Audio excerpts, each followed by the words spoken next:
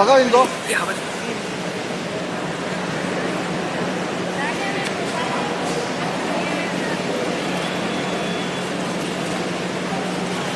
Morning, ma'am.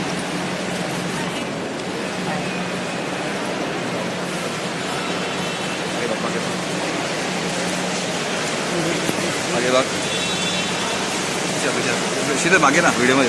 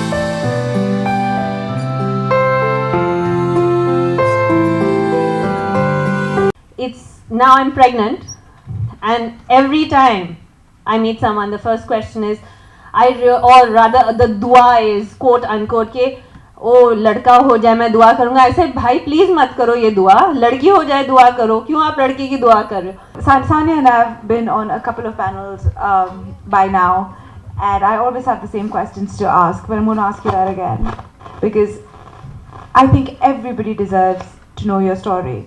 From putting us on the map of tennis to taking courageous decisions in your personal professional life, and now visibly mommy to be.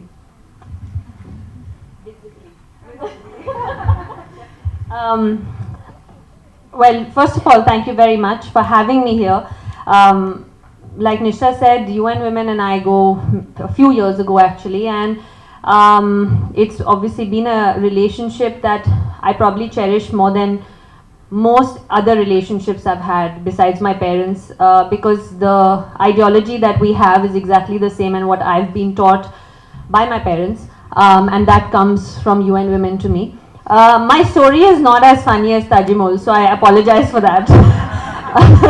But you know, I'm not that great a storyteller, but it's a very simple story. I started playing tennis when I was 6 years old, at a time when a girl playing tennis in Hyderabad was unheard of, where I came from a family full of cricketers, including my dad and everybody that you name. I have, including my husband now, but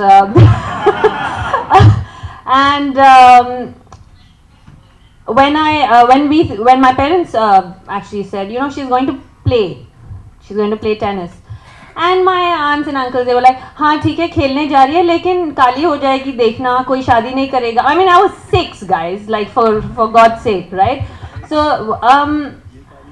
so my parents were like, what does that mean? Like, and I come from a family of 2 girls, and that's it.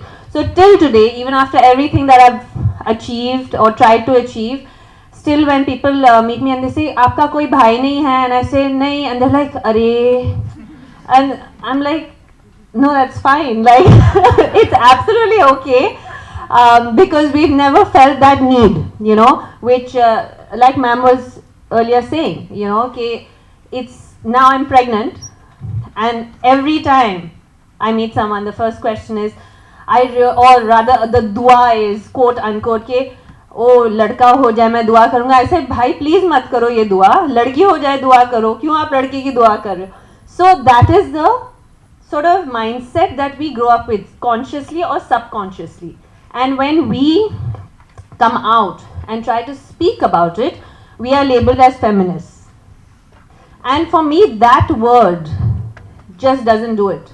It doesn't do it, because why is there no word for a man speaking about men's rights? Has anyone thought about that? Never. But when you speak about female rights or feminism you're taken as a feminist. And no, I don't think I'm a feminist. I think I'm a person who deserves equal opportunity like we all do.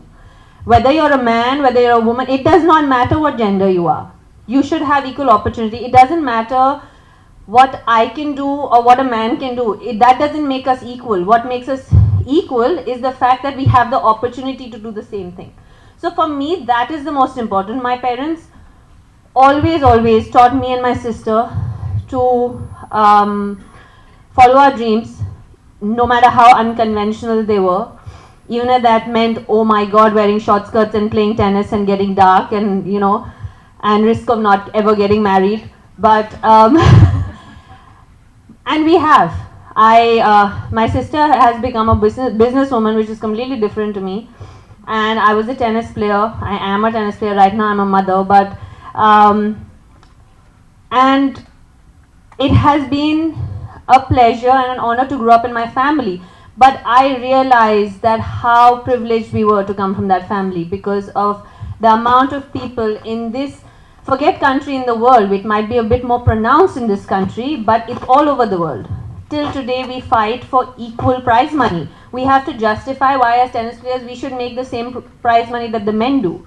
So that means this inequality is everywhere in the world. It's not just in this part of the world. So I just like to say that today I've become a fan of this little girl.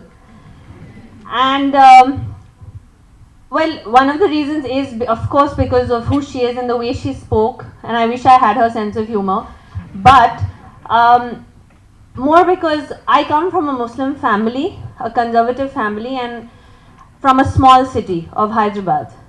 At least then, when I thought of playing tennis, and I can only imagine how hard it must have been for her parents. I mean, my parents, I thought my dad, you know, is the greatest hero because he stood up against everyone and said that I don't care. They used to mock my parents and say, what do you think, that your daughter's gonna become Martina Hingis? And fate had it that I had to win 3 of my Grand Slams with Martina Hingis. So,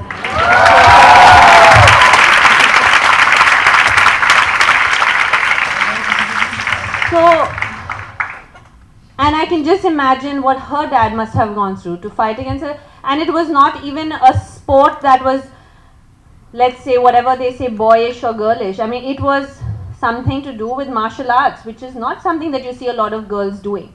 So it is an extremely difficult thing to do, and all my respects, sir, all my respects. Bas aap chanta na mariye usko. Lekin all my respects, and wholeheartedly, as a woman, I feel so proud to be sharing this stage and to be here today. And I just want to say that, like Nishtha told us, I don't think 2089 should be a goal or a number at all in our heads. You know, if I had a choice, 2030 wouldn't be a number, but you know, we have to be realistic. So let's all try to work towards that number, at least to have a number in mind and work towards that. And tomorrow, whether I have a boy or a girl, I think it's very important for a woman and a girl to believe that she is empowered within, in order for men to believe that she's empowered. And that's exactly like ma'am said, that you have to believe that you're equal to be treated equally. And whether I have a boy or a girl, that is exactly what is going to be taught to them. And a secret is, my husband wants a girl very badly. And I said I don't have any control on that anymore.